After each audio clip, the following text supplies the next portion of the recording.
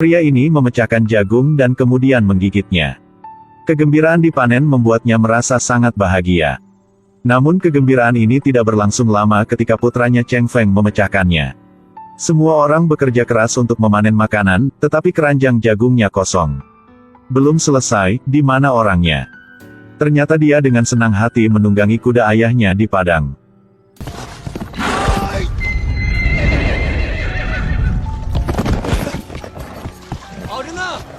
Setelah dia kembali, wajah ayahnya menjadi sangat tidak sedap dipandang. Seluruh wajah menunjukkan kemarahan. Hanya dengan satu tendangan, dia mengirim putranya ke sungai. Melihat penampilan putranya yang acak-acakan membuatnya tertawa mengejek. "Ayah sedang ngapain sih?" Menghadapi pertanyaan putranya, dia langsung menjawab. "Sementara semua orang bekerja keras, kamu bermain." Setelah mengatakan itu, dia menendang lagi, "Ayah harus mengatakan kamu layak. Terlebih lagi, dia berani menunggangi kudanya yang berharga. Siapa yang menyuruhmu menyentuh kudaku? Lihat apa yang kamu lakukan pada perutnya." Tetapi Cheng Feng tidak membalas apapun, tetapi tetap diam dan mengeluarkan selembar kertas berita dari sakunya. Kemudian dia melakukan upacara dan melaporkan pekerjaan itu. Ternyata dia diberi tugas melapor oleh pimpinan, tidak malas menolak bekerja. Dan kuda-kuda tim semua pergi ke lapangan, hanya kuda ayah yang bebas. Jadi dia menyalahkan anak yang salah, tetapi dia tidak bisa meminta maaf dengannya. Saat dia mengejar Cheng Feng keluar dari jagung, dia melihat pesawat tempur musuh. Tim segera memakai topi mereka. Lepaskan topi mereka, mereka hanya sinis. Tetapi ketika mereka memakai topi mereka, mereka menjadi salah satu pejuang yang melindungi negara. Mereka menyingkirkan jagung dan mengeluarkan sepatu dan senjata mereka. Hanya dalam beberapa saat, seluruh pasukan tentara muncul. Ada kemungkinan tentara musuh telah menemukan daerah mereka, tetapi musuh adalah tentara Jepang yang tangguh di daerah Tsubasa. Mereka tidak bisa melewatkan kesempatan apapun. Yang pertama adalah menurunkan pesawat untuk menjatuhkan tim di darat. Kemudian segera mengirim seseorang untuk menemukan jejak kavaleri Cina. Karena untuk menghadapi sapuan musuh, Ma Rensing memerintahkan mundur ke markas untuk berkumpul, dan saya akan mengirim tim untuk melihat medan. Di tengah perjalanan mereka bertemu dengan sebuah desa. Desa itu dipenuhi asap dan api, seolah-olah pertempuran besar baru saja terjadi. Kavaleri dengan cepat mendekat, dengan hati-hati memindai sekeliling mereka. Untungnya, tidak ada musuh di sini. Sudah kubilang tidak ada apa-apa di sini. Orang Jepang tidak bisa tinggal di sini lama. Prajurit ini secara tidak sengaja jatuh dan menemukan ada terowongan di bawahnya. Tim dengan cepat meningkatkan kewaspadaan mereka. Karena di belakang papan lain kemungkinan besar tim penyergapan musuh. Informasi dari markas, musuh melepaskan air di bendungan. Mereka segera menarik gadis itu dari ruang bawah tanah, tetapi dia sangat takut sehingga dia tidak bisa berhenti berteriak. Sampai jelas bahwa tentara kita baru berhenti. Cheng Feng kembali untuk melapor. Musuh ingin menghalangi mundurnya kavaleri, sehingga mereka memecahkan tanggul di sungai untuk melepaskan air. Sekarang jika mereka ingin mundur, mereka harus menempuh jarak 60 mil lagi. Tapi dibandingkan dengan musuh, jalan itu bukanlah apa-apa. Prajurit itu melihat ke bawah untuk melihat betapa menakutkannya tentara Jepang, membuat lelaki tua itu sangat ketakutan. Seluruh desa penuh dengan orang tua dan anak-anak. Tampaknya para pria di desa telah berpartisipasi dalam pertempuran. Wanita yang baru saja hamil itu berasal dari keluarga militer. Pistol lainnya juga ditinggalkan oleh suaminya. Dia juga mengatakan dia sudah berkorban. Setelah Cheng Feng selesai melapor, ayahnya juga mulai merawat luka di lehernya. Anak laki-laki berusia 19 tahun dengan pemberontakan terlihat di wajahnya. Adapun kekhawatiran ayahnya, dia selalu berusaha menghindarinya. Kamu pantas mendapatkannya, dan lain kali itu hanya ada kematian. Dia hanya memperhatikan keluhan ayahnya, tidak memperhatikan bagian makanan lainnya. Masalah selanjutnya adalah bagaimana melindungi keamanan seluruh desa. Jika mereka tetap tinggal, mereka pasti akan bertemu dengan Jepang lagi dan tidak bisa lepas dari kematian. Tapi sekarang dia hanya memiliki tim kavaleri kecil, apalagi jalannya sangat sulit. Jika membawanya, itu pasti akan memperlambat kemajuan. Pendapat rekan-rekan itu adalah membiarkan mereka bersembunyi di bunker, tetapi jika mereka bisa menemukannya maka pasti orang Jepang juga bisa. Terlebih lagi, sekarang musuh ada di belakang mereka, jika mereka terus ragu, tidak ada yang bisa pergi. Sementara mereka bertiga berdebat, seorang anak dengan mangkuk dan makanan berjalan di bawah hujan dan pergi ke arah mayat. Dalam sekejap, Ma Rensing dibangunkan oleh anak itu. Orang-orang di medan perang tidak untuk melindungi keluarga mereka, melindungi negara. Sekarang, karena sedikit kesulitan, tidak mungkin meninggalkan lelaki tua itu untuk mati sendiri. Setelah hujan berhenti, tentara ambil kesempatan untuk membawa semua orang pergi. Tetapi sebelum mereka sempat memulai, mereka mendengar suara artileri musuh di kejauhan. "Kenapa cepat banget sih, kalian ingin kubur ibu kalian?" Mereka membahas bahwa, setelah membawa lelaki tua itu menyeberangi sungai, mereka akan mengirim sinyal. Pada saat itu komisaris politik akan meninggalkan pengepungan. Melihat rekan satu timnya pergi, hati Ma Rensing menjadi rumit. Pasukan kavaleri yang mengumpulkan perwira pergi, tetapi sebelum meninggalkan desa, para pejuang musuh tiba. Mereka hanya bisa dengan cepat mengatur agar semua orang melarikan diri. Selama kekacauan, seorang anak ditinggalkan di dalam mobil. Ketika kavaleri melihatnya, dia segera berlari dan memeluk gadis kecil itu. Pada saat yang sama, Jepang juga menembakkan peluru. Pada saat itu, dia mencoba tersenyum pada gadis kecil itu meskipun terkena peluru. Setelah orang dewasa datang untuk membawa bayi itu pergi, orang-orang melihat bahwa kakinya sekarang telah terputus. Seluruh tim bergegas keluar untuk menghadapi musuh untuk mendukung rakyat. Tetapi untuk laras mereka yang lemah, sepertinya tidak ada apa-apanya dibandingkan dengan pejuang musuh. Peluru dari pesawat dengan mudah mematahkan kaki kuda. Tapi mereka mencoba memikat musuh untuk melonggarkan kewaspadaan dan menyerang mereka dari tempat lain.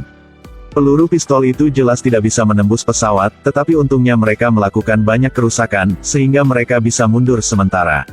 Tetapi ini juga berarti bahwa lokasi mereka sekarang telah terungkap. Hampir seluruh tim berhasil menyeberangi sungai, namun hingga kini belum ada kabar pasti dari pihak lain. Mereka hanya perlu membawa lelaki tua itu dan bersembunyi di rerumputan. Bahkan kuda itu sangat patuh dan berbaring dengan tenang. Ma Rensing secara tidak sengaja menemukan tanaman herbal, jadi dia memotongnya dan memasukkannya ke dalam bajunya. Malam harinya, hujan turun lagi. Dia memeluk anak yatim lainnya, yang Cheng Feng terus-menerus menggunakan listrik untuk mencoba menghubungi markas. Melihat cinta ayahnya pada anak itu membuatnya merasa sedikit cemburu. "Sejak aku masih kecil, ayah tidak pernah memperlakukan aku seperti itu." Dia mengeluarkan tanaman obat dari bajunya dan memberikannya kepada bocah itu untuk dioleskan ke lukanya. Karena dia telah melihat dengan mata kepalanya sendiri seorang prajurit meninggal karena infeksi pada lukanya. Cheng Feng sedikit kesal. Dia selalu berpikir bahwa ayahnya selalu memandang rendah dirinya dan berpikir bahwa dia takut mati. "Aku hanya takut kamu tidak takut mati. Ketika kamu ingin bergabung dengan tim, ibu menjadi gila menuntut hidup ayah. Jika kamu ingin menjadi pahlawan, aku tidak akan bisa melarangmu. Tapi anak ayah pasti tidak bisa menjadi martir. Aku memilih untuk melindungi negara, tapi aku merasa kasihan pada ibumu.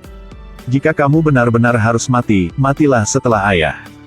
Cheng Feng mendengar kata-kata dari hati ayahnya untuk pertama kalinya. Ternyata dia telah salah menyalahkannya sebelumnya. Dia selalu fokus melindungi dirinya sendiri. Saat dia menerima tanaman obat dari ayahnya, hubungan antara ayah dan anak itu dipulihkan.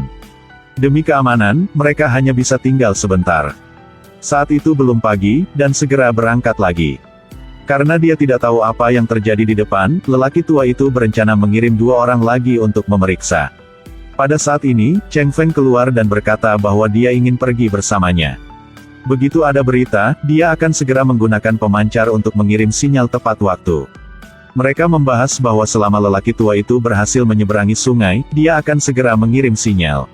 Ma Rensing tidak mengatakan sepatah kata pun, tetapi langsung mengarahkan kudanya ke Cheng Feng. Jangan menendangnya di perut. Setelah dia pergi, orang Jepang muncul di kaki gunung. Baru kemudian mereka menyadari bahwa Jepang telah sepenuhnya memahami teknologi penentuan posisi. Mereka sudah memantau sinyalnya, jadi mudah untuk muncul di sini sekarang. Mereka berhasil membuat jebakan dan membawa 3 pasukan. Kavaleri hanya perlu ditemukan, dan dengan situasi saat ini, hanya ada bisa mati saja. Pada saat ini, Ma Rensing memikirkan cara. Tetapi ketika dia berbalik untuk melihat perwira itu, dia mengingat misinya. Rekan-rekan di sebelahnya juga terburu-buru, karena dia ragu-ragu selama beberapa menit lagi. Jika tentara musuh melewati gunung, semua orang akan terdeteksi. Untuk musuh di depannya, dia ingin menyerang lebih dulu.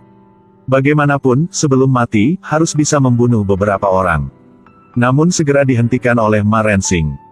Dia mengenakan topinya, yang juga berarti bahwa dia memiliki jawaban atas keputusannya. Kavaleri berada di gunung, dan di bawahnya ada ratusan musuh. Ma Rensing memandang perwira itu, dan keputusan secara bertahap muncul di hatinya. Suar api.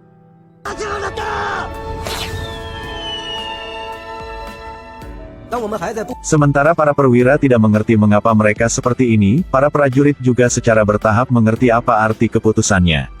Kapten, kamu melakukan ini untuk membiarkan Cheng Feng mereka. Tentara Jepang juga merasa ada sesuatu yang aneh, sehingga mereka memerintahkan seluruh tim untuk berhenti bergerak maju. Di sisi ini, melihat sinyalnya, Cheng Feng juga segera memberi isyarat. Benar saja, semuanya berjalan seperti yang dia pikirkan. Orang Jepang menerima berita itu dan menentukan lokasi dan dengan cepat berbalik, tetapi pada saat ini, kapten musuh berdiri di sana melambaikan tangannya seolah mengejek mereka.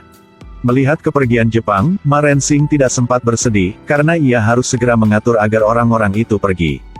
Setelah malam yang panjang, tim kavaleri membawa orang-orang ke sisi sungai. Ma Rensing melihat ke belakang, matanya dipenuhi antisipasi. Pada saat ini, sisi Cheng Feng dikelilingi oleh pasukan musuh. Dikelilingi oleh senjata. Ketika kapten musuh menyadari bahwa dia telah ditipu, dia merasa sangat marah. Pada saat ini, meskipun Cheng Feng dan yang lainnya dikepung, wajah mereka tidak menunjukkan sedikit pun rasa takut. Cheng Feng, jangan mengambil risiko seperti ayahmu. Konfrontasi ini bukan giliranku. Dia tidak mengatakan apa-apa, hanya menepuk kudanya, lalu dengan tegas menyerbu ke depan. Di belakang, pasukan kavaleri juga mengeluarkan senjata mereka untuk memutuskan hidup dan mati. Pada saat ini, kapten, mengetahui bahwa dia telah ditipu, marah dan secara pribadi mengarahkan roket ke mereka. Satu persatu semua orang jatuh. Tidak peduli berapa banyak peluru yang mengenainya, tidak peduli berapa banyak musuh di depan dan tidak peduli berapa banyak darah yang tumpah, mereka masih bergerak maju. Mereka semua adalah pahlawan. Bahkan dalam menghadapi kematian, dia menolak untuk mundur. Ma Rensing masih menunggu, dia berharap akan ada keajaiban. Kemudian tim akan aman untuk kembali. Tapi yang datang hanyalah kuda. Ini membawanya ke kehancuran total. Kuda itu juga membawa darah segar di atasnya. Dan noda darah ini cukup untuk mengatakan semuanya. Dia mengulurkan tangannya untuk merasakan darahnya. Kayak ada koneksinya. Dia tahu bahwa putranya telah meninggal. Dia bersembunyi sendirian di rumput, semakin cepat dia berjalan. Lalu tiba-tiba berhenti untuk melihat tumpukan darah di tangannya. Seluruh tubuhnya menjadi sunyi. Dia hampir bisa melihat bagaimana Cheng Feng meninggal. Dan kematiannya juga karena keputusannya bahwa dia dikelilingi oleh musuh. Pada saat ini, dia bisa melindungi seluruh dunia, tetapi dia bersalah atas orang yang dicintainya sendiri. 2 bulan kemudian, Jepang mendirikan kompi besar untuk berperang dalam pertempuran besar itu. Dan tentara yang datang kali ini adalah tentara yang sama yang tersapu bersih terakhir kali. Wajahnya dipenuhi dengan tekad. Semua kebencian dilepaskan kali ini. Mereka bercokol di atas dan menembak jatuh. Pada saat ini, Ma Rensing sedang menepuk-nepuk kudanya di rerumputan, lalu naik ke atas kuda dan mengeluarkan pisaunya. Kemudian para prajurit di belakang juga berdiri satu persatu dan mengangkat pedang mereka. Sebuah kekuatan kavaleri perkasa meledak dari rumput. Ketika musuh melihatnya, kavaleri mulai menyerbu ke medan perang. Mereka memegang pedang yang mengarah ke satu arah, yaitu musuh. Dengan tatapan penuh tekad, mereka tahu tidak ada jalan kembali. Musuh dengan cepat memuat ulang. Karena mereka tahu, begitu kavaleri mendekat, yang menunggu mereka adalah kematian. Di jalan, bahkan jika ledakan meledak, darah mengalir, mereka tidak melambat. Mereka menggunakan tubuh mereka sendiri untuk menutupi rekan-rekan di belakang. Mereka semua bergerak seperti pria baja sekarang. Siapapun bisa jatuh kapan saja, tapi benderanya tidak boleh jatuh. Dia mengambil bendera itu dan berdiri dengan sekuat tenaga, lalu menyerahkan bendera itu kepada Ma Rensing untuk terus maju. Melihat kavaleri hari satu mendekat, mereka ketakutan. Mereka tidak peduli lagi dengan tentara di gunung, tetapi memusatkan semua daya tembak mereka ke depan. Apa yang menyambut pasukan kavaleri adalah lapisan gelombang ledakan dan peluru, di mana pasukan kavaleri jatuh satu persatu. Ma Rensing sekali lagi jatuh tapi dia jelas tidak berhenti. Dan begitu juga semua pasukan kavaleri lainnya. Takut tidak akan ada kuda, takut mereka akan terluka parah, tetapi selama mereka tidak mati, mereka masih akan bergerak maju. Mereka akhirnya mencapai formasi musuh. Kavaleri menebas mereka satu persatu. Musuh jatuh seperti jerami. Menghadapi kematian, Jepang masih berusaha melawan dengan sia-sia. Pasukan kavaleri berjuang dengan hidup mereka. Untuk masa depan negara, untuk semua orang tua, untuk anak-anak. Tidak ada yang takut akan mati. Mereka tidak peduli. Segera formasi musuh dibubarkan. Semua langsung berlari. Dan bendera nasional juga ditanam di atas bukit. Pada saat ini, Kapten tentara Jepang masih berusaha melawan. Dia mengambil kuda itu dan melarikan diri. Ma Rensing tidak bisa memberinya kesempatan untuk melarikan diri, dan segera mengejar. Kedua belah pihak bergegas menuju satu sama lain dengan pedang. Kapten ditikam olehnya sekali di dada, dan dia juga ditebas di leher. Kavaleri telah menang, negara telah menang. 被他一下挑翻。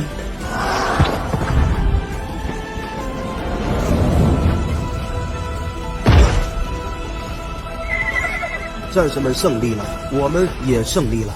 此时此刻，我只想感激先辈们对于祖国的付出，致敬他们敢于亮剑的精神。从来就没有什么岁月静好，有的只是先辈们的负重前行。这部单元短片出自我和我的父辈。